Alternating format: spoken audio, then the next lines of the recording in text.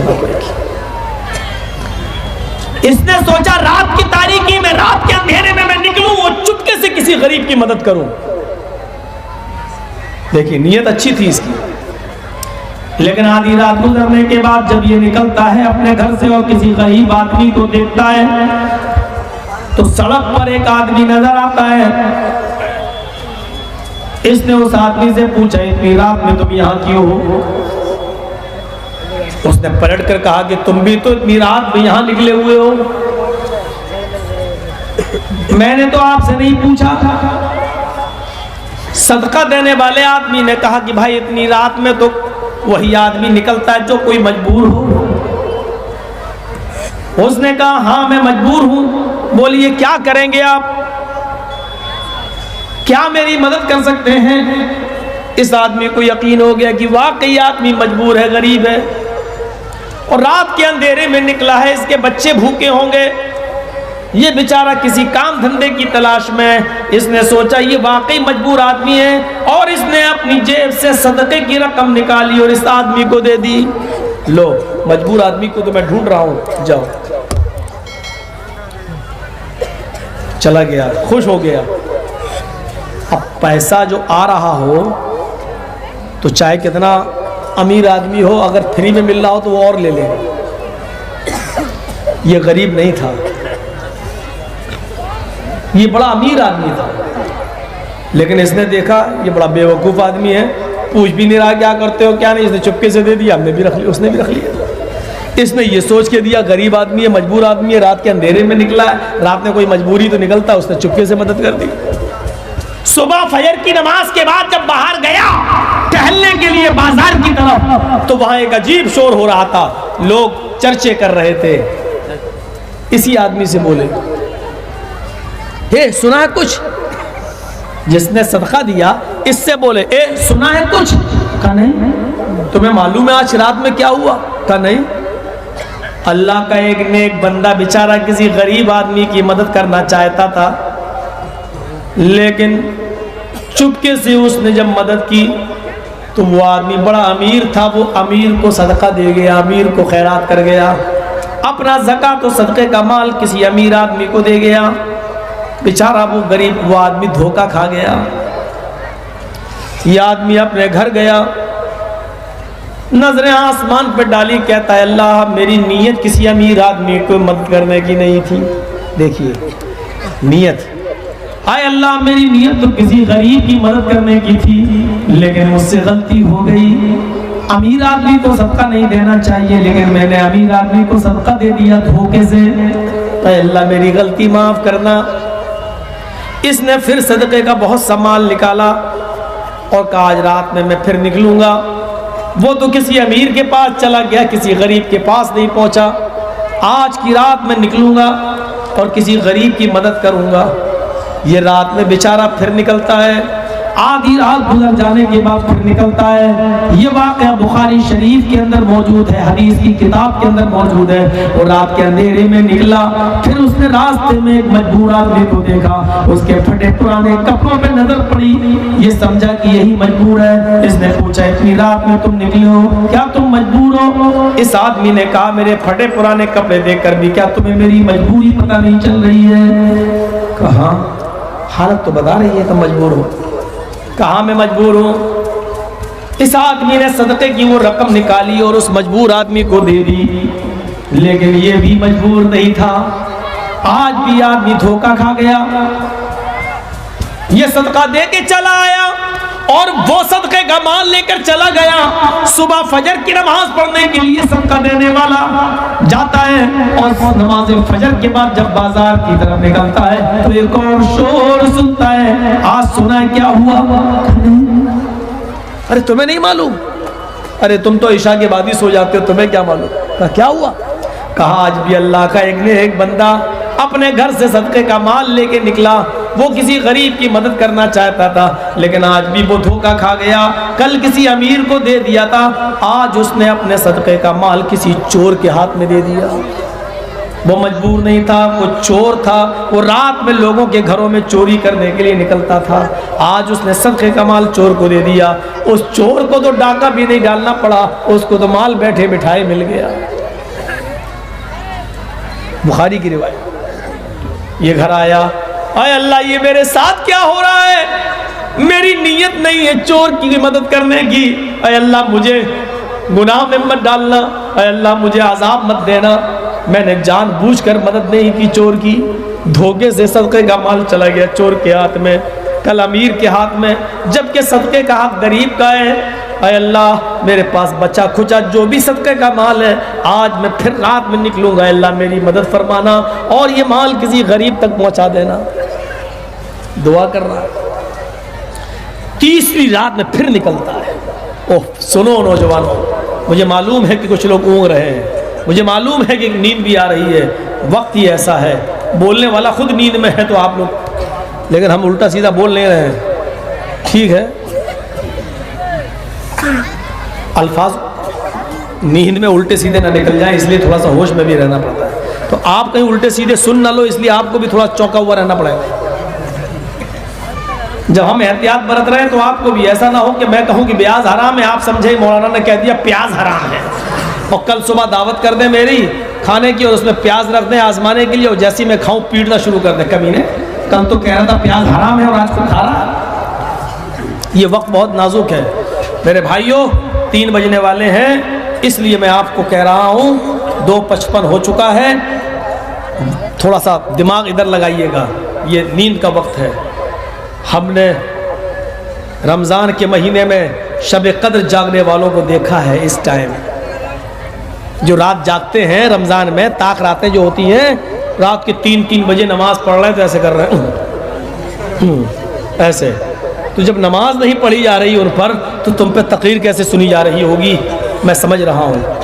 जितने लोग बुढ़े उड्ढे हों, जिनको पेशाब आ रहा हो, जल्दी से निकल जाएं। अब मेरी बात गौर से सुनिएगा, आज बड़ी दूसरे स्टाइल की मेरी तकरीर हो रही है। ये मौजू मैंने अभी तक उठाया नहीं है, ये शायद यहाँ सुनिए। तीसरी रात का अल्लाह मैं फिर निकल रहा हूं, मेरी मदद करना।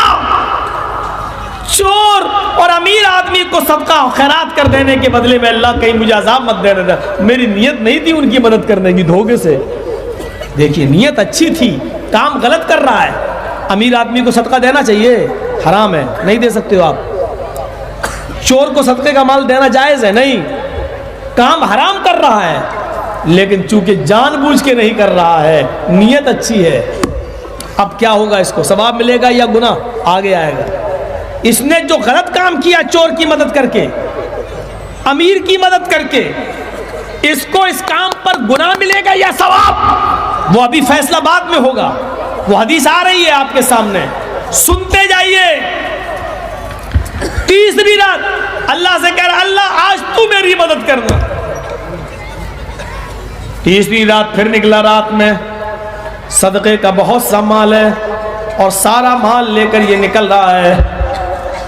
तीसरी रात इसने एक औरत को देखा, मर्द को नहीं, एक औरत को देखा। इस आदमी को देखकर उसने अपना चेहरा छिपा लिया। ये समझा ये गरीब बंदी है, अल्लाह की नेक बंदी है, और एक औरत रात के अंधेरे में क्यों निकलेगी। ये उसके करीब गया, उसने कहा तुम्हें शर्म नहीं आती, एक अकेली औरत को तुम यहाँ बैठ देख रहे हो और मेरे पास चले आए हो, आजमा रही हो। इसने कहा मेरी बहन, मुझे गलत मत समझो। क्या गलत क्यों नहीं समझो, रात के अंधेरे में तुम इतना करीब मेरे पास आ रहे हो, तुम एक मजबूर औरत का फायदा उठाना चाहते हो, उसके साथ उसका मर्द नहीं है, उसका भाई नहीं है। जब मजबूर का लफ्ज सुना तो इसने कहा मेरी बहन, हम तो मजबूर औरत ही को वह आदमी को देख रहे हैं, मेरा मकसद ये नहीं है कि मैं उसकी मजबूरी का फायदा उठाऊं, मैं तो उसकी मजबूरी जानना चाहता हूं। मेरे पास कुछ सदके का माल है, मैं किसी मजबूर की मदद करना चाहता हूं। उस औरत ने कहा मेरे भाई फिर मुझसे ज्यादा मजबूर तुझे कोई औरत या आदमी नजर आए तो उसको दे दे, मैं कसीरुल अयाल हूँ, मेरे बच्चे बहुत ज्यादा हैं और बच्चों की भूख और प्यास ने मुझे रात के अंधेरे में भीख मांगने के लिए मजबूर कर दिया, इसलिए मैं किसी अमीर आदमी का इंतजार कर रही हूँ कि वो मुझे कुछ सदका दे दे, कुछ खैरात दे दे। इसने कहा ये लो, जाओ अपने बच्चों का पेट भरो, जाओ उसको खाना खिलाओ, पानी पिलाओ और अपने बच्चों की भूख मिटाओ। ये समझा कि मैंने गरीब औरत की मदद कर दी, ये अपने घर चला गया और वो औरत भी माल लेकर, सदके का माल लेकर फरार हो गई, वो भी गायब हो गई। जब उसको बैठे बिठाए इतनी दौलत मिल गई तो वो अपना अब वो क्या करेगी। ये सुबह फजर की नमाज के लिए निकला, नमाज के बाद टहलता हुआ उसी बाजार की तरफ गया। आज भी चर्चे हो रहे हैं, तुम्हें मालूम है? इसने कहा नहीं, आज भी अल्लाह का एक नेक बंदा धोखा खा गया है। इसने कहा आज भी धोखा खा गया? क्या हुआ? आज धोखा ये खा गया, वो रात के अंधेरे में किसी गरीब आदमी की मदद करना चाहता था, लेकिन आज उसने अपने सदका और खैरात का माल एक औरत को दे दिया। वो समझता था कि ये औरत नेक है, ये औरत मजबूर है, लेकिन ये औरत तो तवाइफ थी, ये औरत तो बदचलन थी, इसका तो पेशा है रात में निकलने का और जिस्म फरोशी करने का। ये धंधे वाली औरत थी, अपना जिस्म बेचती थी और जिस्म बेचकर अपना घर का खर्चा पानी चलाती थी। ये अपने घर आया, आंखों के आंसुओं ने इसको रोने पर मजबूर कर दिया और आंखों से आंसू इसके बहने लगे। चीख चीख कर रोते हुए कहता अल्लाह, मेरे पास जितना सदका था, खैरात था, वो गलत जगह पे चला गया, अमीर को दिया, मुझसे गलती हो गई। और दूसरे दिन आय अल्लाह एक चोर के हाथ में चला गया। तीसरे दिन मैंने तुझसे मदद मांगी कि तू मेरी मदद करना, आय अल्लाह न जाने तूने भी मेरी मदद क्यों नहीं की। हम तो तेरे ऊपर एतराज नहीं कर सकते, लेकिन मेरा ये पैसा भी एक तवाइफ के पास चला गया। हमारे पास और सदका और खैरात होता तो मैं जरूर देता, लेकिन आय अल्लाह अब मैंने नहीं, अब मेरे पास कुछ नहीं है। आय अल्लाह अगर मुझे सदके का सवाब न मिले तो कम से कम आज़ाब भी न मिले। इन गलत लोगों की मदद करने पर हमें आज़ाब भी मत देना। चौथी रात सो रहा है, अब इसको गुनाह मिला या सवाब। अब देखिए क्या है, ये सो रहा है, सदक़े का और ज़कात खैरात का माल खत्म हो चुका है, अब बांटने नहीं जा रहा है ही नहीं इसके पास। रात में सोता है, ख्वाब में इसको दिखाया जा रहा है, अल्लाह की तरफ से ये ख्वाब इसको नजर आता है और ख्वाब में ये देख रहा है कोई फरिश्ता इसको बता रहा है, आय अल्लाह के नेक बंदे, तेरी नीयत अच्छी थी, तू किसी गरीब ही की मदद करना चाहता था, तेरी इस नेक नीयती की वजह से अल्लाह ने तेरे सदक़े को कबूल कर लिया। तेरी नीयत अच्छी होने की वजह से अल्लाह ताला ने तेरे सदक़े को कबूल कर लिया और तेरा पैसा हलाल होने की वजह से, तेरा पैसा हलाल होने की वजह से, अच्छा होने की वजह से अल्लाह ने, जिसने भी उस पैसे को खाया, अल्लाह ने उन तीनों को भी उससे हिदायत दे दी। चोर ने चोरी से तौबा कर ली, अमीर ने तेरी वो दौलत गरीबों पे लुटा दी और ज़ानी और बदचलन औरत ने ज़िनाकारी से और बदचलनी के रास्ते से तौबा कर ली। ऐ अल्लाह के नेक बंदे, तेरे हलाल पैसे की वजह से, उसकी बरकत से इन तीनों ने अपने गुनाहों से तौबा कर ली। अल्लाह ने उन तीनों को हिदायत भी दी। बताना मकसद क्या था? काम गलत कर रहा है लेकिन नीयत अच्छी थी। अच्छी नीयत की वजह से गलत काम पर अल्लाह ने पर्दा डाल दिया और इसको इसकी नीयत की वजह से इसके सदक़े को कबूल कर लिया। याद रखना, नीयत कैसी थी? अच्छी। अब एक काम मैं आपको बड़ा अच्छा बतला रहा हूं, सुनिएगा। इधर इधर देखिए, बड़ा अच्छा काम। इसने तो काम ही गलत किया, चोर को, तवाइफ को पैसा दिया, काम गलत, लेकिन नीयत अच्छी थी। अब मैं आपको एक ऐसा वाकया सुना रहा हूं जिसने काम बड़ा अच्छा किया, शरीयत में उससे अच्छा कोई काम है ही नहीं, इतना अच्छा काम किया, लेकिन उसकी नीयत गलत थी। कहां गया? हदीस में आता है, क़यामत के दिन अल्लाह रब्बुल आलमीन 3 लोगों को सबसे पहले जमा करेगा। सबसे पहले उस अमीर को बुलाएगा, जरा हमने तुझे दौलत दी थी, बोल तूने अपनी दौलत को कहां कमाया, कहां से? हाँ ठीक। खर्च कहां किया? ठीक। वो कहेगा मैंने तो गरीबों की मदद की, मिस्कीनों की मदद की। अल्लाह कहेगा बस ये तू झूठ बोल रहा है, तूने गरीबों में, मिस्कीनों में, यतीमों में, फकीरों में, बेवाओं में पैसा लुटाया जरूर है, लेकिन तू ये कह रहा है तेरी राह में ये गलत है। तूने मेरी राह में दौलत नहीं लुटाई, तूने तो इसलिए गरीबों की मदद की, लोगों को दिखा दिखा कर मदद की, ताकि लोग तुझे बहुत बड़ा अल्लाह की राह में खैरात करने वाला कहें, तुझे लोग बहुत बड़ा सखी कहें, लोग तुझे बहुत बड़ा फैयाज कहें। तो लोगों की नजर में अच्छा बनना चाहता था। फरिश्तों पकड़ो इसको और जहन्नम में डाल दो।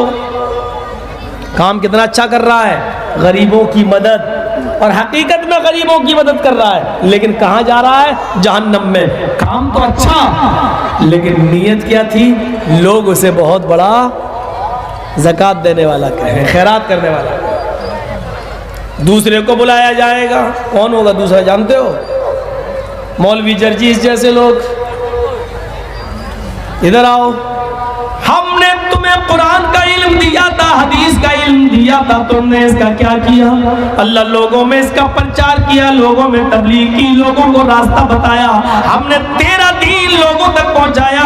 अल्लाह कहेगा तुम झूठ बोलते हो, तुमने इसलिए लोगों तक दीन नहीं पहुंचाया ताकि उनको सच्चा रास्ता मिले, तुमने तो ये दीन इसलिए लोगों तक पहुंचाया ताकि लोग तुम्हें बहुत बड़ा खतीब कहें, लोग बहुत बड़ा मुकर्रिर कहें, लोग बहुत बड़ा मौलवी कहें। तुम लोगों की नजरों में बड़ा बनना चाहते थे, इसलिए लोगों को दिखाने के लिए तुमने तकरीरें की, बड़ी बड़ी मोटी किताबें लिखी। आए फरिश्तों पकड़ो इस मौलवी को भी जहन्नम में डाल दो, क्योंकि इसने मेरी राह में दीन नहीं पहुंचाया, बल्कि लोगों में अच्छा बनने के लिए, लोगों में बड़ा बनने के लिए, काबिल कहलाने के लिए इसने दीन फैलाया।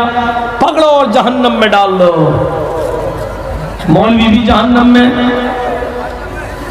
आपको मालूम है अमीर गया जहन्नम में, मौलवी भी जहन्नम में, और जहन्नम में जाएगा ही नहीं, जहन्नम में आग ही लगेगी मौलवी से। जैसे चूल्हे में आप खाना बनाते हो ना, तो लकड़ी रख देते हो, तो लकड़ी में भी आग लगाने के लिए डायरेक्ट नहीं, तेल वेल डालते हो ना, घासलेट तेल, फिर माचिस फिर जला, फिर आग लगती है। जहन्नम में आग लगेगी इस अमीर से, इस मौलवी से। एक और है, अभी वो भी बतला रहा हूं। काम अच्छा हो रहा है, दीन की बातें बताई जा रही, लेकिन नियत क्या थी? लोग मुझे बहुत बड़ा कहें। आजकल तकरीरों में भी, इश्तिहारों में भी बड़ा गुलू हो रहा है। ये इश्तिहार वगैरह जो जलसों के लगा, मुनाज़िर इस्लाम, खतीब बेबाक, शोला बयान, मुकर्रिर, ये सब लिखा जाता है। जैसे अभी स्टेज पर ऐलान, शहनशाह खिताबत, अनाउंसमेंट हुआ ना, मेरे नाम क्या, शहनशाह खिताबत। क्या मतलब हुआ जानते हो? खिताबत का शहनशाह। अरे शहनशाह का माना ही इतना खतरनाक है, जो लफ्ज बोलना ही एक इंसान के लिए हराम है, उस लफ्ज को बोला जाता है। शहनशाह सिर्फ अल्लाह है, अल्लाह के अलावा कोई नहीं है। शहनशाह का मतलब बादशाहों का बादशाह, और बादशाहों का बादशाह सिर्फ अल्लाह है। और उसके आगे खिताबत का लफ्ज और लगा दो, शहनशाह खिताबत, यानी खिताबत में बादशाहों का बादशाह, यानी कोई उसके मुकाबले में नहीं। जबकि कुरान ये कहता है कि अगर दुनिया का, कायनात का सबसे बड़ा खतीब, सबसे अच्छा स्पीकर, सबसे अच्छा मुकर्रिर, सबसे अच्छा दाई अगर कोई गुजरा है तो वो सिर्फ हस्ती है जनाब मोहम्मद रसूलुल्लाह सल्लल्लाहु अलैहि वसल्लम की, लेकिन शहनशाह खिताबत का लक़ब मोहम्मद रसूलुल्लाह को भी नहीं दिया जा सकता। गौर कर रहे हैं आप? शहनशाह खिताबत का लक़ब मोहम्मद रसूलुल्लाह को भी नहीं दिया जा सकता। और जब मोहम्मद रसूलुल्लाह को नहीं दिया जा सकता, वो लफ्ज़ मौलवी जर्जीस जैसे एक मामूली लोगों के लिए लक़ब, हम अहले हदीसों में भी कुछ बुराइयां पैदा हो चुकी है, कुछ बुराइयां आ गई हैं, इससे बचना चाहिए। हम बरेलवी मसलक से नहीं जुड़े हैं, हम कब्र चूमने और चाटने वाले नहीं हैं। कायदे बिल्लत, शायर इस्लाम, मुनाज़िर इस्लाम, चिश्ती, रिजवी, कादरी, ऐसा लगता है कि वो मौलवी का नाम नहीं, पूरे खानदान का नाम लिया जा रहा है, पूरे खानदान का। ये सारे गुलू, ये सारे खिताब, ये सारे अलकाब तुम्हें मुबारक हो। मौलवी जर्जीस के लिए सिर्फ ज्यादा से ज्यादा मौलाना का लफ्ज लगा दो, बस मौलाना मोहम्मद जर्जीस। और कुछ लगाना चाहो तो मेरे मदरसे का, जहां से मैं फारिग होकर निकला, सिराजी लगा दो बस। इसके अलावा ये चतुर्वेदी, त्रिवेदी, द्विवेदी, ये सारी चीजों को मैं पसंद नहीं करता।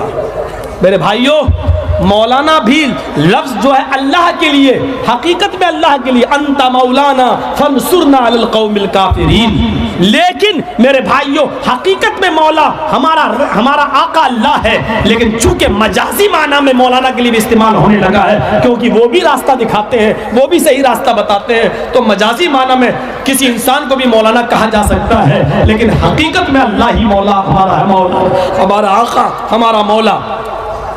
तो बस हमारे नाम के आगे शेख लगा दो। शेख का मतलब क्या होता है? शेख कोई बिरादरी थोड़ी है। नाम पूछा क्या नाम है? रजीउल शेख, इकरामुल शेख। ये शेख बिरादरी नहीं होती है। शेख अरबी जबान में उसका माना होता है इंग्लिश में सर, जनाब। जैसे हम बोलते जनाब जर्जीस साहब, अरबी में कहना हो तो कहेंगे शेख जर्जीस साहब, शेख डॉक्टर आलमगीर साहब। शेख का एक आम माना होता है बूढ़ा, लेकिन शेख का एक माना मोहतरम और बुजुर्ग के भी होते हैं। तो मेरे भाइयों, मैं बूढ़ा नहीं हूँ, लेकिन इल्म में एक मकाम है, तो आप कह सकते हो शेख, यानी एक सर, जनाब, मोहतरम।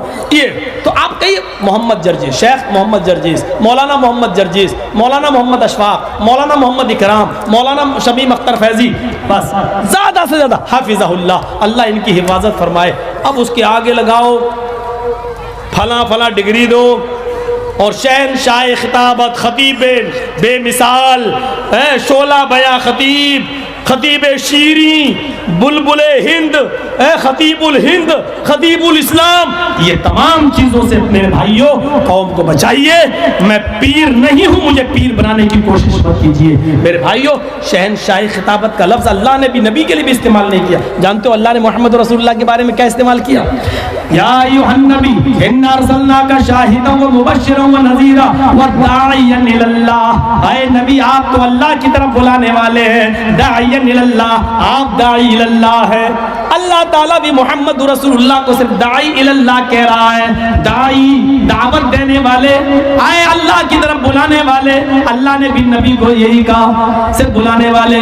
हाँ, मोहम्मद रसूलुल्लाह सल्लल्लाहु अलैहि वसल्लम ने तकरीरों का जोर और जादू जरूर बयान किया है कि बहुत से लोग ऐसे हैं कि जिनकी तकरीरें जादू की तरह असर करती हैं। तो आपने उनकी जबान से जब तकरीरें सुनी तो फरमाया इन्नल बयान लसहर, यकीनन बहुत सी तकरीरें ऐसी होती हैं जिसमें जादू जैसा असर होता है। तो आप ये तो कह सकते हैं कि पुरअसर तकरीर, पुरअसर तकरीर, फला की तकरीर बड़ी पुरअसर है, उसकी बात जल्दी समझ में आ जाती है, लेकिन पुरअसर तकरीर करने वाले को आप शहनशाह खिताबत का लक़ब नहीं दे सकते हो। कितना खतरनाक जुमला। शहनशाह नाम भी रखना गलत है। और सुन लो, आप लोगों में से अगर किसी का नाम शहनशाह हो और बदलना पॉसिबल हो तो बदल दो। अगर एफिडेविट बन सकती हो, आपका नाम चेंज हो सकता हो आसानी से, तो बदल दीजिए, क्योंकि शहनशाह सिर्फ अल्लाह है। शहनशाह का खिताब मोहम्मद रसूलुल्लाह को भी नहीं दिया जा सकता। हम और आप क्या चीज़ है? बादशाहों का बादशाह सिर्फ अल्लाह है। शहनशाह, बादशाहों का बादशाह। अगर पॉसिबल हो, मैं ये नहीं कह रहा हूं अब सारे डॉक्यूमेंट्स बन गए अब कैसे होगा, अगर बदल सकते हो, पॉसिबल हो, मुमकिन हो, डॉक्यूमेंट्स चेंज कराना आसान हो तो आप बदल दीजिए, बेहतर होगा, बेहतर होगा। मेरे भाइयों, कम से कम ऐसे नाम मत रखिए जिससे शिर्क की बू आ रही हो, जिससे मेरे भाइयों हम मुशरिक बन रहे हो। कम से कम ऐसे नामों से हमें परहेज करना चाहिए। तो तीसरे नंबर पे अल्लाह ताला उस शहीद को बुलाएगा जिसने अल्लाह की राह में गर्दन कटाई होगी, उसको बुलाएगा और पूछेगा क्या है मेरे बंदे, जरा वो आएगा, उसके जिस्म से खून गिर रहा होगा। अल्लाह पूछेगा तेरे जिस्म से खून क्यों गिर रहा है? वो कहेगा अल्लाह ये तू कह रहा है, ये मुझसे तू पूछ रहा है, जबकि तू आलिमुल गैब है, तुझे सब कुछ मालूम है। अल्लाह कहेगा लेकिन मैं तेरी ज़बान से सुनना चाहता हूँ। वो शहीद कहेगा क्या अल्लाह, तूने मुझे जो जिंदगी दी थी, मैंने अपनी बीवी को छोड़ा, मैंने अपने बच्चों को छोड़ा, मैंने अपनी प्रॉपर्टी को छोड़ा, मैंने अपने घर को छोड़ा, अपने कारोबार को छोड़ा, अपनी फैक्ट्री को छोड़ा, सबको छोड़कर मैं तेरी राह में कुर्बान होने चला गया, तेरी राह में मैं लड़ा, कई काफिरों को मैंने मारा। आय अल्लाह, फिर एक तलवार मेरी गर्दन पर भी चल गई और मेरी गर्दन काटी गई। आय अल्लाह, मैं तेरी राह में कुर्बान हो गया, मैं शहीद कर दिया गया।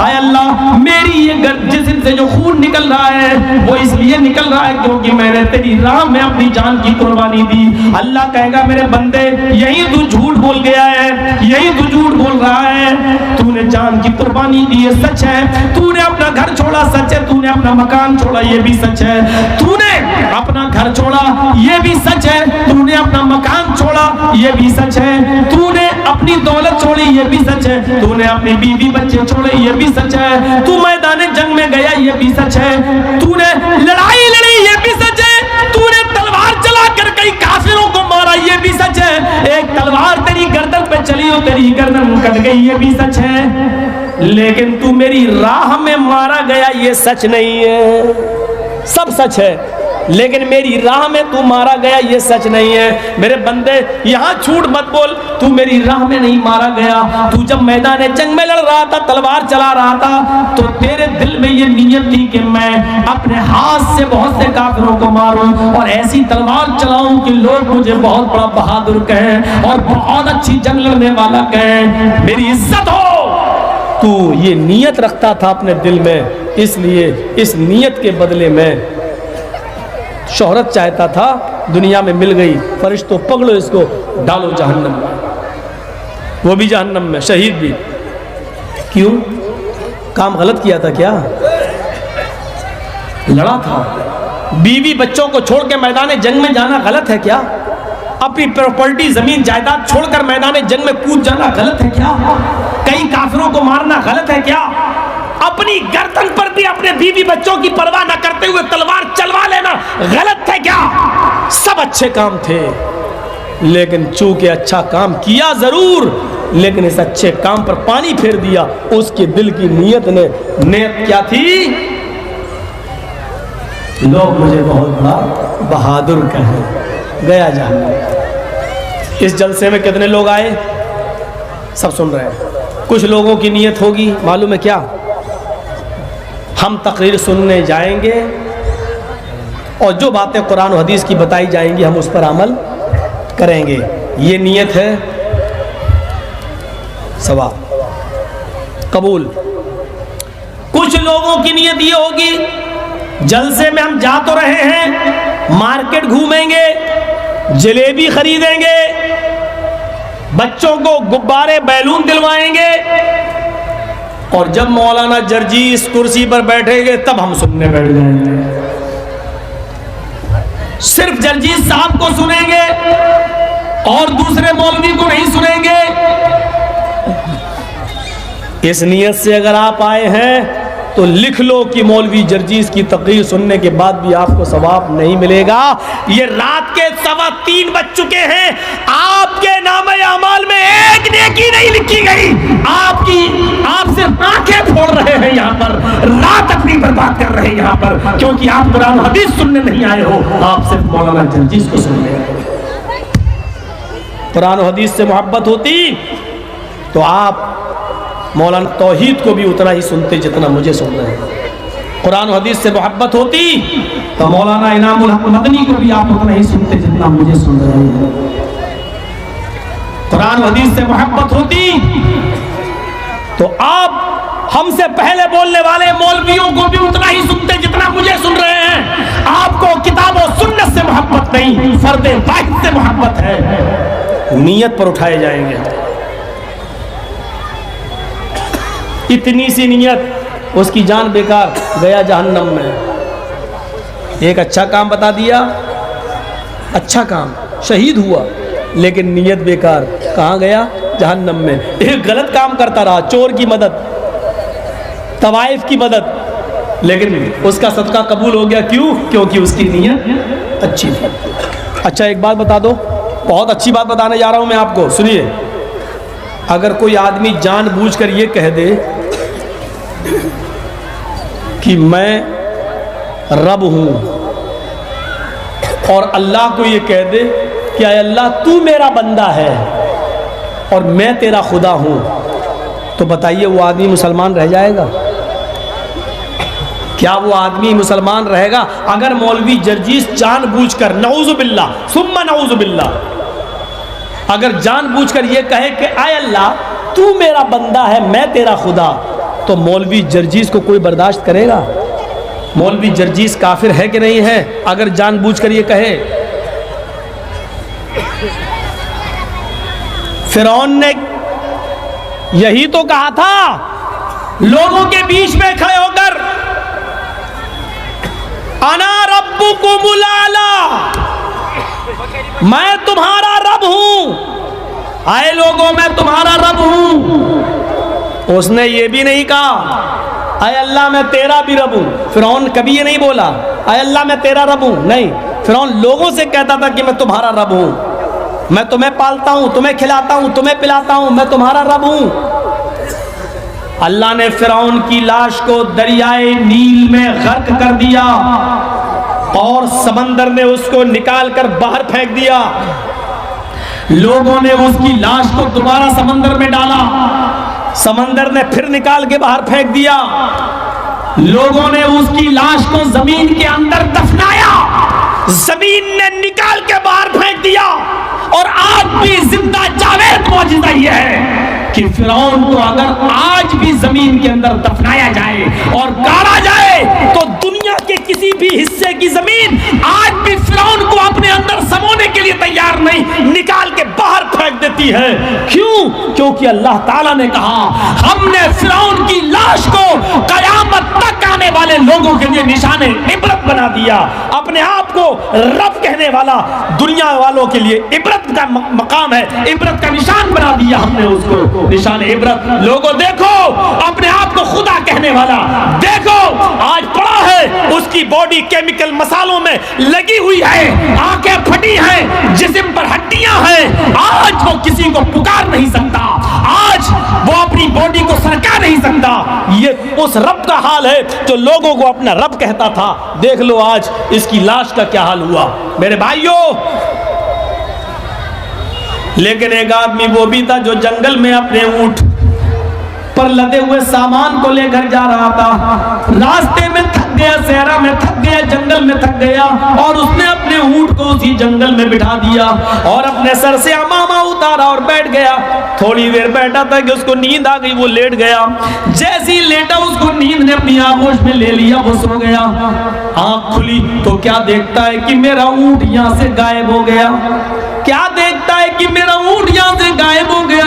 ऊंट के ऊपर पूरे घर का सामान लगा हुआ था, सोना चांदी उसी ऊंट के ऊपर था, दिरहम अशरफियां उसी ऊंट के ऊपर उसी सामान में बंधी हुई थी। अल्लाह मेरा ऊंट कहाँ चला गया। बुखारी शरीफ के हदीस के अल्फाज है, वो इधर घूमता है उधर ढूंढता है, सुबह से लेके शाम तक वो अपने ऊंट को तलाश करता है, लेकिन उसको ऊंट नजर नहीं आता। उसने सुबह से लेके शाम तक अपने ऊंट को ढूंढा, ये झाड़ी वो झाड़ी, ये पहाड़ी वो पहाड़ी, इधर देखा उधर देखा, हर जगह तलाश मारा, ढूंढ मारा, लेकिन उसको ऊंट कहीं नहीं मिला। रोता हुआ निढाल मायूस और परेशान अपनी उसी जगह पर आया जहां उसने ऊंट को बांधा था, ऊंट को बिठाया था, उसी जगह आया, सोचने लगा अब सुबह में तलाश करूंगा, रात होने वाली है, अब मैं कहां अपने ऊंट को ढूंढूं। उसने अपना गमछा सर पे जो अमामा था उसने फिर बिछाया, दिन भर का थका हुआ था, वो लेट गया कि अब सुबह मैं ऊंट को ढूंढूंगा। सुबह की नीयत करके जैसे वो लेटा कि मैं ऊंट को सुबह ढूंढूंगा, वो थक गया था, जैसे ही लेटा उसको नींद आ गई। अचानक उसकी आंख खुली, जब उसकी आंख खुली शाम को तो क्या देखता, ऊंट तो मेरे ही पास पे बैठा हुआ है, उसके ऊपर सामान भी वैसा ही कि वैसा लदा हुआ है जैसे हमने बांधा था, उसमें उतनी गांठें लगी हुई है जितनी गांठियां हमने लगाई, ऊंट तो वैसे ही कि वैसा मौजूद है। उठा, उसने कहा या अल्लाह ये क्या मामला है, मैंने पूरा जंगल ढूंढ मारा, ऊंट नहीं मिला, और मैं यहाँ कर लेटा, और जैसे ही मैं बैठा नींद आई, आंख खुली तो देखा ऊंट वैसे ही बंधा है, और ऊंट पे उतनी गांठियां लगी हुई हैं सामान में जितनी मैंने लगाई। वो एक एक गांठ खोलता गया, ऊंट पर लदे हुए सामान जो उसने बांधा था उसको चेक करने लगा। उसने देखा एक चावल का दाना भी कम नहीं है, एक गेहूं का दाना भी कम नहीं है, एक अनाज का दाना भी कम नहीं है। जो जो उसने सामान उस ऊंट के ऊपर लादा था वो सारा का सारा सामान उस ऊंट के ऊपर मौजूद है। उसको इतनी खुशी हुई, इतनी खुशी हुई अपने सामान से लदे हुए ऊंट को देखकर, इतनी खुशी हुई, इतनी खुशी हुई कि उसने मारे खुशी के आसमान पे नजरें डाली, अपने रब को देखा, आसमान पे नजरें डाली, और मारे खुशी की उसकी जबान से ये उल्टे जुमले निकल गए, ये उल्टे जुमले निकल गए। अल्लाहुम्मा अंत अब्दी वाना रब्बुक, अल्लाहुम्मा अंत अब्दी वाना रब्बुक, अल्लाहुम्मा अंत अब्दी वाना रब्बुक। आय अल्लाह वाकई तू मेरा बंदा है और मैं तेरा रब हूँ। आय अल्लाह वाकई तू मेरा बंदा है और मैं तेरा खुदा हूँ। आय अल्लाह वाकई तू मेरा बंदा है और मैं तेरा खुदा हूँ। उसके मुंह से उल्टे जुमले निकल गए।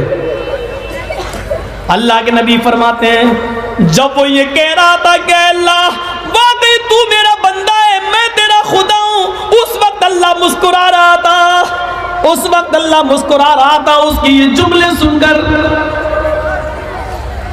सुनकर, क्योंकि ये आदमी जानबूझकर नहीं कह रहा है, मारे खुशी के कह रहा है हमने दे वे अल्लाह मैंने ऊंट ढूंढा नहीं मिला, जंगल जंगल तलाश किया नहीं मिला, एक एक झाड़ी में गया नहीं मिला, सब कुछ देख डाला नहीं मिला, और आया यहाँ बैठा सोया, आंख खुली तो देखा ऊंट है और एक भी अनाज का दाना कम नहीं।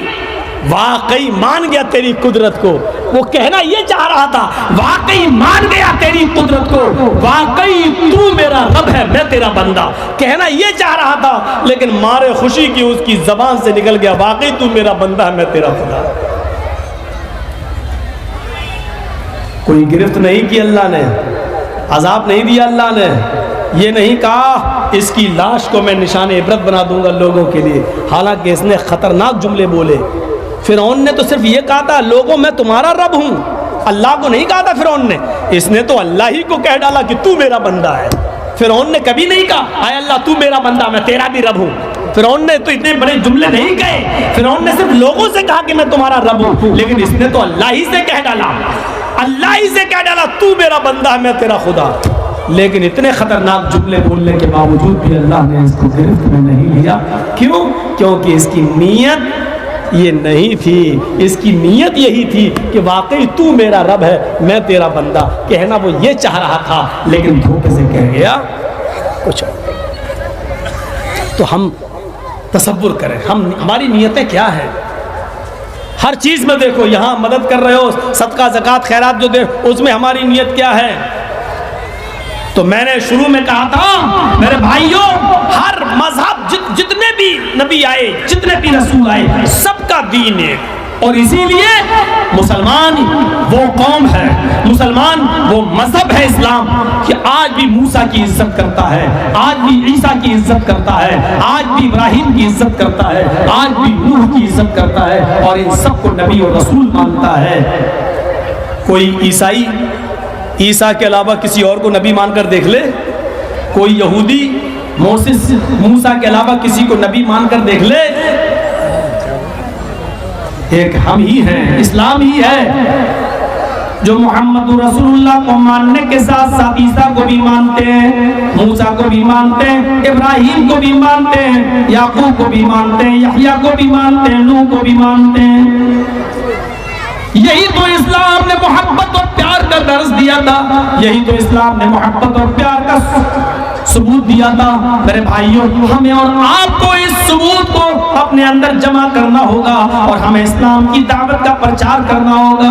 मेरे भाइयों, जिस तरह दान खैरात दुनिया के हर मजहब में, इस्लाम में ज़कात है, सदका दानम दीक्षित, कृष्ण जी ने अर्जुन से कहा था कि तुम दान दो, उसी तरह ये ज़कात, ये दान हिंदू धर्म के अंदर भी है, लेकिन इस्लाम के अंदर 2.5% की शर्त लगा दी। हिंदू धर्म के अंदर शर्त नहीं है, बस इतना है कि तुम गरीब को जितना दोगे, तुम गरीब को जितना दोगे उतना तुम्हें पुण्य मिलेगा, उतना तुम्हें पुण्य मिलेगा। आपको एक चीज बताऊं, ईसाई धर्म के अंदर कोई भी दौलत अपने पास रखने का अधिकार नहीं है, और हिंदू धर्म के अंदर थोड़ा सा भी दे दो तो आपका कर्जा उतर जाएगा। आइए मैं एक मिसाल देता हूं आपको। हिंदू धर्म के अंदर लिखा है, और पढ़िए मनुस्मृति, आपके पास 1,00,000, 2,00,000, 10,00,000, 20,00,000 रुपए भी हो तो आप 1,000, 2,000 रुपए किसी को दे दीजिए गरीब को, आपको पुण्य मिलेगा, आपका हक अदा हो गया। थोड़ा सा दे दो, आपका हक अदा हो गया। ईसाई में क्या लिखा है? जीसस, बाइबल में लिखा है जीसस, ईसा अलैहिस्सलाम को जीसस कहा गया। उनके एक बहुत गहरे दोस्त थे, उनका नाम था पितरस। जैसे अल्लाह के रसूल के गहरे दोस्त कौन थे? अबू बकर सिद्दीक। नबी और अबू बकर का नाम हर जगह मिलेगा आपको। अबू बकर यारे गार, अबू बकर मोहम्मद के दोस्त। अल्लाह के नबी ने भी कहा, अगर अल्लाह ने मुझे अपना खलील ना बनाया होता तो मैं अबू बकर को अपना खलील बनाता। इतने गहरे दोस्त। ऐसे ही हर नबी का कोई ना कोई गहरा दोस्त रहा है। तो ईसा अलैहिस्सलाम का गहरा दोस्त कौन था? पितरस। एक बार पितरस, बहुत सी दौलत पितरस के हाथ में आ गई। पितरस वो दौलत लेकर ईसा अलैहिस्सलाम के पास आया। बाइबल में लिखा है पितरस ईसा के पास आया। तो ईसा अलैहिस्सलाम ने कहा, पितरस ये सब क्या है? उन्होंने कहा, मैंने अपनी मेहनत से कमाया है। ईसा अलैहिस्सलाम ने कहा, जीसस ने कहा, है पितरस ये सारी की सारी दौलत तुम राह खुदा में लुटा दो, गरीबों मिस्कीनों में दे दो। पूरी दौलत जो कुछ भी तुम्हारे पास है सब अल्लाह की राह में लुटा दो। पितरस कहने लगा, सारी जितना मैंने कमाया मेहनत से सब? कहा। पितरस ने कहा, ऐसा मत कीजिए, ऐसा करता हूं मैं अपनी दौलत का आधा हिस्सा गरीबों में लुटा देता हूं। और पितरस ने जो मेहनत से कमाया था उसकी आधी दौलत, आधी रकम उसने गरीबों में लुटा दी। वो दोबारा ईसा के पास आया, कहने लगा कि मैंने सारी नहीं, आधी दौलत जितना मैंने कमाया था अल्लाह की राह में, राह खुदा में मैंने कुर्बान कर दी, मैंने गरीबों मिस्कीनों को दे दी। तब ईसा अलैहिस्सलाम ने अपनी जेब से एक सुई निकाली। सुई देखे होंगे आप, सुई निकाली और पितरस से कहा, गौर से सुनिएगा मेरी बात। पितरस से कहा, पितरस ये क्या है? पितरस ने कहा, सुई। ईसा अलैहिस्सलाम बोले, इस सुई के सुराख में अगर मैं ऊंट को घुसेड़ूं, इस सुई के सुराख से मैं ऊंट को दाखिल करूं तो क्या ऊंट सुई के सुराख से दाखिल होकर निकल जाएगा? क्या यहां से घुसे और यहां चला जाएगा? सुई के सुराख में चला जाएगा, दाखिल हो जाएगा, इंटर कर जाएगा। पितरस ने कहा, नहीं। तब ईसा ने कहा, पितरस ये मुमकिन है, ये मुमकिन है, सुनो, कि सुई के सुराख से ऊंट चला जाए, ये तो मुमकिन है, ये आसान है। लेकिन अल्लाह की जन्नत में कोई पैसे वाला चला जाए, कोई दौलत चला जाए, ये आसान नहीं, मुश्किल है। यानी सुई के सुराख से ऊंट का दाखिल होना तो आसान है, लेकिन दौलत वाला, पैसे वाला अल्लाह की जन्नत में नहीं जा सकता। अगर तुम्हें जन्नत में जाना है तो सारी की सारी दौलत गरीबों में लुटाओ। पितरस मायूस हो गया और उसने ईसा अलैहिस्सलाम को छोड़ दिया। इसलिए कि इतना बड़ा दिल और इतना बड़ा कलेजा किसी के पास, पितरस के पास नहीं था कि वो अपनी सारी दौलत गरीबों में लुटा दे और अपने बीवी बच्चों के लिए खुद भीख मांगे। ईसा अलैहिस्सलाम की बात पितरस ने भी नहीं मांगी। अब आप देखिए ईसाई में क्या है, सारी दौलत जब तक गरीबों को नहीं दोगे तुम जन्नत में नहीं जाओगे। हिंदू धर्म में क्या है, लाख 2 लाख 10 लाख 50 लाख तुम्हारे पास है, 1000 2000 दे दो जन्नत में चले जाओगे। इस्लाम ने क्या कहा है, इस्लाम ने कहा है सारी दौलत लुटाओ भी नहीं। और हिंदू धर्म की तरह लाख 10 लाख 20 लाख है तो 1000 2000 में बचोगे भी नहीं कि देखे जन्नत। 2.5%, 1 लाख पे 2500 दो, 2 लाख पे 5000 दो, इतना दो। अगर 1 लाख रुपया है तो 2500 तुम्हें निकालना पड़ेंगे। 2400 निकालोगे तब भी काम नहीं चलेगा। 2499 निकाल दिया और 1 रुपया रख लिया तब भी काम नहीं चलेगा। ये गरीब का हक है, वो देना पड़ेगा। हाँ, 1 लाख में 2500 देने के बाद फिर तुम मुजरिम नहीं हो, मुजरिम नहीं हो। उसके अलावा अगर मजीद कुछ देना चाहो तो वो सदका है, खैरात है, उसका सवाब तुम्हें अलग मिलेगा। लेकिन नहीं देना चाहते तो उसका गुनाह तुम्हें नहीं पड़ेगा। इस्लाम एक मुअतदिल, एक दरमियाना, एक बीच का मजहब है जो पूरा लुटाने को भी नहीं कहता। हालांकि जीसस ने, ईसा अलैहिस्सलाम ने पितरस से कहा सारी दौलत अल्लाह की राह में लुटा दो। पितरस की आंखें फट गई हैं, उनने आधा ही दिया। ईसा ने कहा जब तक सारी दौलत नहीं लुटाओगे तुम जन्नत में नहीं जा सकते। ये फरमान अल्लाह के नबी ने एक बार कहा था। ईसा की बात पितरस ने नहीं मानी, लेकिन जब एक जंग में जाने के लिए अल्लाह के रसूल ने कहा सहाबा से जाओ तुम्हारे पास जो माल हो ले आओ, जितना तुम दे सकते हो, अल्लाह की राह में जितनी तुम्हारी ताकत हो तो दे दो। सब लोग ले आए। अल्लाह के रसूल सल्लल्लाहु अलैहि वसल्लम ने हजरत उमर से पूछा, आए उमर तुम कितना माल लाए? का मेरे घर में जितना था उसका आधा ले आया और आधा घर में छोड़ दिया। अल्लाह के नबी ने फरमाया अल्लाह तुम्हारे माल में बरकत दे। आए अबू बकर तुम क्या लाए हो अपने घर से? हजरत अबू बकर सिद्दीक कहते हैं अल्लाह के नबी मैं अपने घर का सारा माल उठा लाया और मैंने आपकी खिदमत में पेश कर दिया। अल्लाह के नबी ने पूछा अबू बकर तुमने घर में क्या छोड़ा? अबू बकर का जवाब सुनो, अल्लाह के नबी घर में सिर्फ अल्लाह और उसके रसूल की मोहब्बत को छोड़ के आया हूँ, उसके अलावा कुछ नहीं। एक इशारे पर, नबी के एक इशारे पर अबू बकर सारी दौलत नबी के कदमों पे निछावर कर देते हैं। या ईसा के हुक्म पर पितरस ईसा को छोड़ के भाग गया और कहने लगा सारी दौलत मैं कुर्बान नहीं करूंगा, चाहे मुझे जन्नत मिले या ना मिले। अच्छी बात है, बहुत सी जगहों से हमें मिली है। मैं गुरु ग्रंथ पढ़ रहा था, महावीर जी की गुरु ग्रंथ, गुरु नानक जी की गुरु ग्रंथ को मैं पढ़ रहा था। गुरु ग्रंथ पढ़ते पढ़ते उसमें एक बड़ा अजीब वाक़या मेरी आंखों के सामने से गुजरा। मेरी आंखों में आंसू आ गए कि आखिरत की और कयामत की फिक्र गुरु नानक ने ऐसे दी है कि हिंदू धर्म का आवागमन और पुनर्जन्म का अकीदा भ्रष्ट हो जाता है, खत्म हो जाता है कि इंसान मरने के बाद कुत्ता बिल्ली चूहा बंदर छछूदर आलू सेब टमाटर धनिया मिर्चा हल्दी ये सब बनेगा। ये कैसी तुकबंदी है। गुरु नानक के वाक़े में हमने देखा कि गुरु नानक को अपने जमाने में पता चला कि एक मुसलमान बड़ा कंजूस है, बहुत ही ज्यादा बखील है, चमड़ी चली जाए लेकिन दमड़ी न जाए, वो 1 रुपया भी अल्लाह की राह में खर्च नहीं करता। तो गुरु नानक ने उसको समझाने के लिए उसके घर गए। उस मुसलमान ने उनको चाय पिलाई, पानी पिलाया, नाश्ता कराया। गुरु नानक से कहने लगा आप हमारे घर पे आए हैं, बड़े अच्छी बात है, आप आने का मकसद बताइए। गुरु नानक जी ने अपनी जेब से एक सुई निकाली और उस मुसलमान से कहा ये सुई मैं तुम्हें उधार देकर जा रहा हूँ, इस सुई को अपने पास संभाल के रख लेना। उस मुसलमान ने वो सुई ले ली कि इतनी सी चीज आप हमें देने आए, क्या सिखों में, क्या आपकी कौम के अंदर इस सुई की भी कोई हिफाजत करने वाला नहीं है?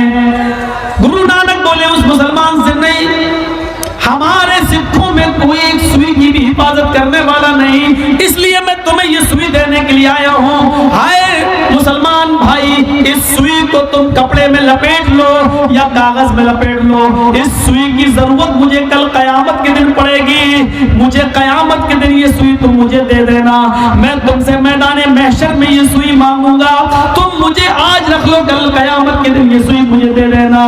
उस मुसलमान ने कहा, आप तो इतने बड़े गुरु हैं, लोगों को समझाते हैं, क्या आपका दिमाग खराब हो गया है? क्या ये सुई लेकर कोई कयामत के दिन जाएगा? क्या मैं अपनी कब्र में ये सुई लेकर जाऊंगा? क्या कयामत के दिन ये सुई मैं अपने कब्र में लेकर जाऊंगा और कयामत के दिन सुई लेकर उठूंगा और मैं तुम्हें दे दूंगा? सुई कैसे ले जाई जा सकती है? गुरु नानक कहते, लाओ यही चीज मुझे तुमसे सुनना था मेरे मुसलमान भाई। जब एक छोटी सी सुई तुम कयामत के दिन मुझे नहीं दे सकते हो और कब्र में अपने साथ नहीं ले जा सकते हो, तो मैं ये सोच रहा हूं कि ये दौलत, ये तुम्हारा माल, ये ठाट, ये जलवे, ये गाड़ियां, ये सारे ऐशो आराम की चीजें जो तुम आज गरीबों पर 1 रुपया भी खर्च नहीं करते हो, ये सारी चीजें तुम कयामत के दिन कैसे लेके जाओगे? अपनी कब्र में कैसे लेके जाओगे?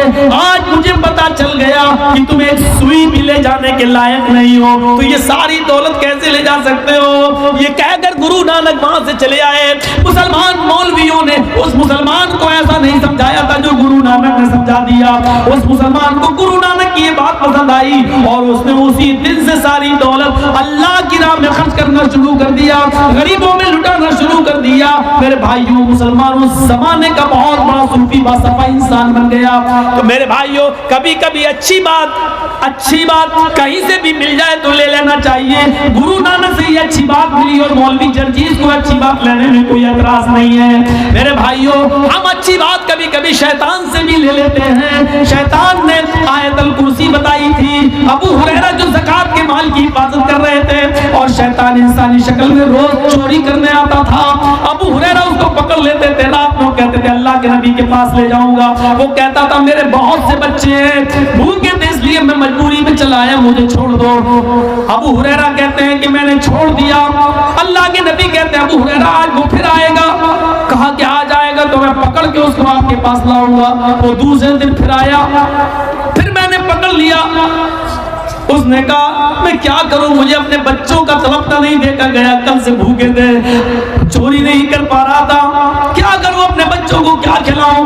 अबू हुरैरा आज और छोड़ दो, अब मैं कभी चोरी नहीं करूंगा, मुझे अल्लाह के नबी के पास मत ले चलो। अबू हुरैरा कहते हैं फरहिमतुहु, मुझे उसके ऊपर दूसरे दिन भी रहम आ गया और मैंने छोड़ दिया। अल्लाह के नबी को पूरा वाक़या सुनाया। अल्लाह के नबी ने दूसरे दिन कहा अबू हुरैरा आज वो फिर आएगा। अबू हुरैरा कहते हैं कि रात गुजर गई, वो नहीं आया, लेकिन मुझे उम्मीद थी कि वो आएगा और इसलिए यकीन था आएगा, क्योंकि अल्लाह के नबी ने फरमाया दुनिया झूठी हो सकती है, नबी का फरमान झूठा नहीं हो सकता। वो तीसरी रात फिर आया, मैंने फिर पकड़ लिया और मैंने उसको कहा तो तुझे अल्लाह के नबी के पास चलना ही पड़ेगा। कहने लगा अबू हुरैरा मुझे छोड़ दो, मैं तुम्हें एक दुआ बतलाता हूँ, उस दुआ को अगर तुम माल के पास पढ़ लोगे तो कभी इस माल की चोरी कोई नहीं करेगा। तू दुआ बताएगा? चोर और दुआ, चोरी भी कर रहा और दुआ भी, अच्छा बता। कहा अबू हुरैरा आयतल कुर्सी पढ़ लिया करो माल के पास, अल्लाह ताला उस माल की हिफाजत करेगा और कोई भी चोर चोरी नहीं कर सकता। अबू हुरैरा कहते हैं कि मैंने उसको छोड़ दिया और सुबह अल्लाह के नबी के पास आया। आपने कहा अबू हुरैरा फिर छोड़ दिया? कहा हाँ। क्यों? कहा उसने दुआ बताई। कहा उस चोर ने दुआ बताई? चोर ने दुआ क्या? कहा अल्लाह के नबी उसने कहा कि आयतल कुर्सी अगर तुम पढ़ लिया करोगे माल के पास तो माल की कोई चोरी नहीं करेगा। अल्लाह के नबी ने कहा अबू हुरैरा दुआ तो अच्छी बताया है, लेकिन जानते हो ये 3 दिन से कौन आ रहा था तुम्हारे घर और ये दुआ किसने बताई तुम्हें? कहा नहीं, अल्लाह व रसूलुहु आलम, अल्लाह और उसके रसूल ज्यादा जानते हैं। अल्लाह के नबी ने कहा अबू हुरैरा ज़ाका शैतान, ये 3 दिन से जो तुम्हारे पास आ रहा था ये शैतान था, शैतान जो 3 दिन से तुम्हारे घर की चोरी कर रहा था। अच्छी बात शैतान ने दी। अल्लाह के नबी ने कहा दुआ तो अच्छी बताई। तो हमारा तो तर्ज से अमल यही है कि अच्छी बात कहीं से भी मिले तो हमें ये लेना चाहिए। 3:45 हो चुके हैं, 1:30 बजे मेरा टाइम था, 2:45 बजे से बोला, 3:45 4:45 हिम्मत जवाब दे चुकी है। रात का मामला है, आपसे चलते चलते एक इल्तिमास कर रहा हूँ। आपके बिहार में मैं सबसे ज़्यादा टाइम देता हूँ, बिहार में, बंगाल और ख़ास तौर पर बिहार में। तो मेरे भाइयों, उसकी वजह यह है कि हमारी वजह से यहाँ मदरसे जो चल रहे हैं ये चलते रहे, बरकरार रहें। हम उड़ीसा, कर्नाटक, महाराष्ट्र, बेंगलोर उस तरफ इतना नहीं टाइम देते जितना महीने में 10, 12, 15 दिन हम आपके बिहार में लेते हैं। क्यों मेरे नाम से भीड़ हो और भीड़ में चंदा हो, चंदे से मदरसा चल जाए तो मेरा क्या बिगड़ जाता है। तो मैं 5 मिनट आपके पास यहाँ बैठा हुआ हूँ। आपसे गुजारिश है कि आपसे जो हो सके, अब तक जो जिसको दिया, मुझसे आपको कितनी मोहब्बत है मैं जरा देखना चाहता हूँ। आप थोड़ा सा मेरे सामने स्टेज पर लाएं।